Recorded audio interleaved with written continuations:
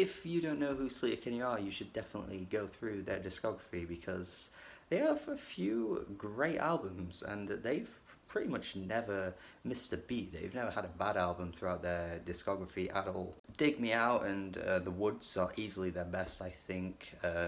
Two great albums there, especially The Woods.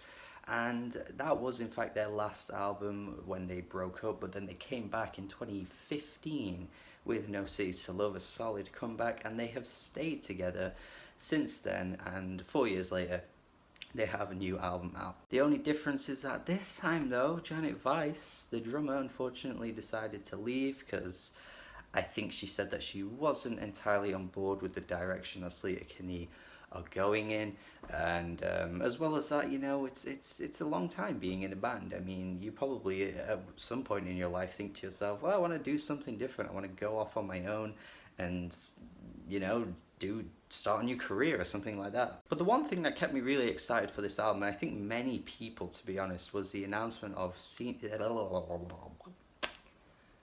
Vincent being on the production. As soon as I heard that a few months back, I thought, oh shit, like Sleater-Kinney are really gonna change their direction.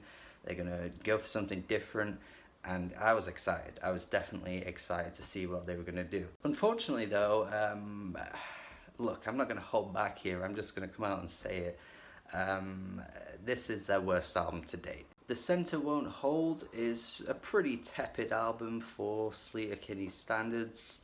But not even their own standards, but for rock music in general, this is just a very tepid album, I think. I really hate to say it, it does disappoint me to say it, but to be honest, I think St. Vincent has really sucked out a lot of Sleater-Kinney's firepower here, and you can totally see why Janet opted out after the recording of this album, because I just don't hear that propulsive drumming anymore, that energetic, fired up drumming that she was performing on across the entirety of their discography. Like, she's a fantastic drummer. She deserves a fucking Nobel Peace Prize for what she come up with on The Woods. What a bloody album that is, and her drumming is not to be snuffed at. Like, seriously, she could be in the conversation as like some of the best indie rock drummers of all time for sure.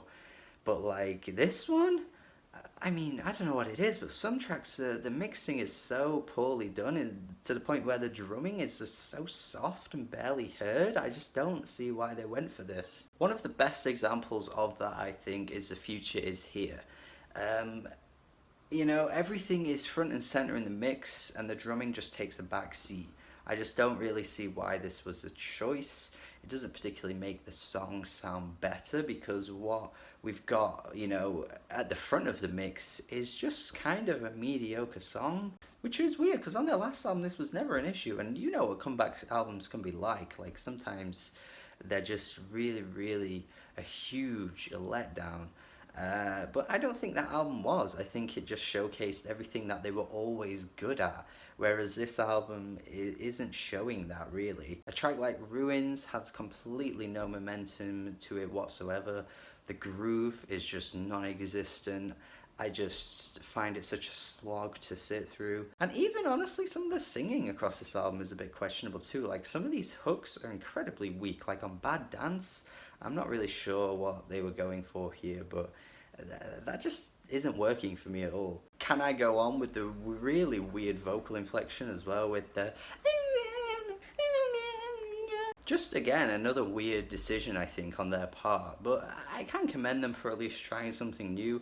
Clearly St. Vincent being involved did change their sound, you can't deny that. They you know, they're not making music here that's, you know, a complete copy paste job from the previous stuff. There are songs here that sound nothing like they've ever done before, but it's just one of those cases where it ends up being for the worst instead of being for the better. There are positives to be said though. I mean, Hurry On Home just has everything right. I mean, you know, the drumming here isn't anything special. You've heard this kind of thing before, but it's got a nice groove to it. I think the hook is really catchy as well. It's sticky. Everything's just going well for this track.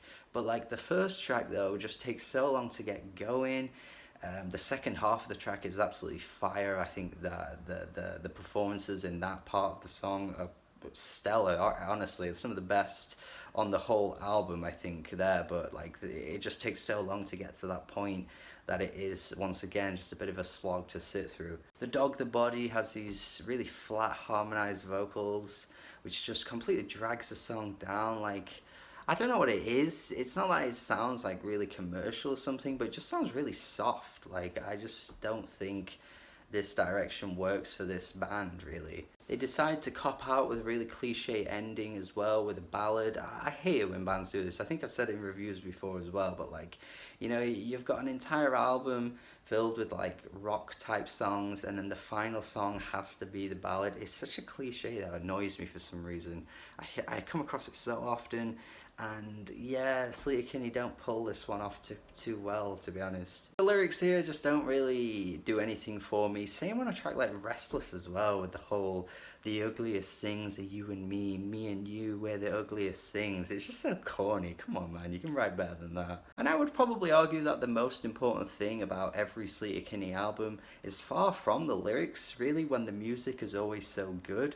But when you strip down the music and make these soft rock tunes, the lyrics become like an important part. And yeah, some of these tracks just really aren't doing it at all in that department. Yeah, that's about as much as I can say, really. This is just completely meh.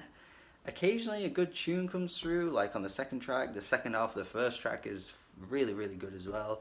A song like Love is pretty solid, got a good guitar riff. But I don't know, that firepower just sounds like it's not there, really, on this one. Really pains me to say as well, because up until this point they'd never dropped a dud, but they certainly have here, and it only goes to show that big names don't make your music better, and it really only goes to show as well when a member leaves because of the album that you just dropped as well. Like, look, this is the direction you want to go in, but you've got to realize as well that it might not be the best direction if someone's leaving the band because of it. 5.5 out of 10 from me. This is a big letdown. Thank you for watching my review. If you like this album more than I did, though, that'd be great to hear. I'm sure there'll be people out there that do think this is great, but for me it's just not hitting at all. Hopefully you got something out of this album. Thank you for watching my review. Do have a good day, and goodbye.